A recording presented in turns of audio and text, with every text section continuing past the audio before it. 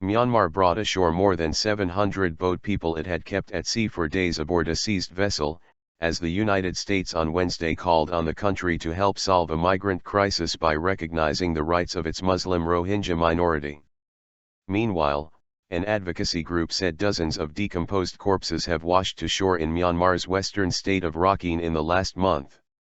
Chris Lewa of the Arakan Project, which has been monitoring activities in the isolated, northern tip of Rakhine for more than a decade, said Wednesday 47 bodies washed up on beaches from May 12 to 24. U.S. President Barack Obama has sought to make Myanmar's transition to democracy a legacy of his presidency, and Washington is stepping up pressure on the Southeast Asian nation to tackle what it sees as the root causes of an exodus of migrants across the Bay of Bengal that the region has struggled to cope with. The 727 migrants were found drifting in the Andaman Sea on Friday in an overloaded fishing boat that was taking on water. Myanmar's navy brought the vessel to the coast of western Rakhine state, where they disembarked on Wednesday.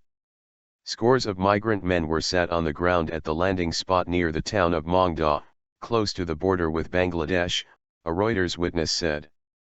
Others assembled inside a warehouse, and all were being watched over by dozens of police, the witness said. There were no aid personnel yet at the site, he added. Many of the more than 4,000 migrants who have landed in Indonesia, Malaysia, Thailand, and Myanmar since the Thai government launched a crackdown on people smuggling gangs are Rohingya who say they are escaping persecution. It was not immediately clear where the people on the boat were from. Myanmar authorities have said they believe most are Bangladeshis. Myanmar officials had said last month that another migrant boat found at sea with more than 200 people on board was mostly filled with economic migrants from Bangladesh. But interviews by Reuters found more than 150 Rohingya had earlier been on the same boat, but were quietly whisked off by traffickers before authorities brought the vessel to shore. Myanmar does not recognize its 1.1 million strong Rohingya minority as citizens, rendering them effectively stateless. Many have fled the apartheid-like conditions of the country's Rakhine state. Myanmar denies it discriminates against them. Rohingyas need to be treated as citizens of Burma, U.S. Assistant Secretary of State Ann Richard told reporters at a press briefing in Jakarta, using the country's former name. They need to have identity cards and passports that make clear they are as much citizens of Burma as anyone else. Obama said on Monday that Myanmar needed to end discrimination against the Rohingya people if it wanted to succeed in its transition to a democracy. Politicians in Myanmar were focused on a historic general election scheduled for November, Richard said, which was hindering political discussion of the status of the Rohingya, who are deeply resented by many of Rakhine's Buddhist majority.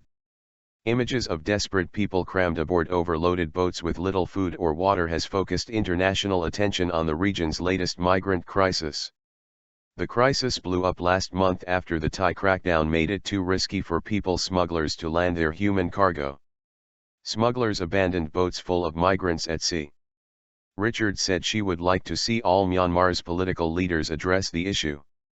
Opposition leader and Nobel laureate Aung San Suu Kyi has faced international criticism for failing to speak out on behalf of the nation's many ethnic groups, including the Rohingya.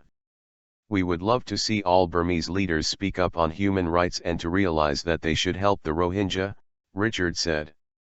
The boats are not going to wait until December, the people on the boats need help right now. At an international meeting on the migrant crisis in Bangkok on Friday, Myanmar bristled when the United Nations raised the citizenship issue and when other delegates blamed the country for the problem. You cannot single out my country, said Myanmar's head of delegation Dine Lin.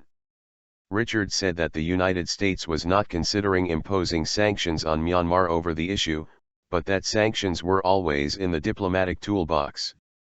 Obama has invested significant personal effort and prestige in promoting democracy in Myanmar, which emerged from 49 years of military rule in 2010, traveling there twice in the past 3 years.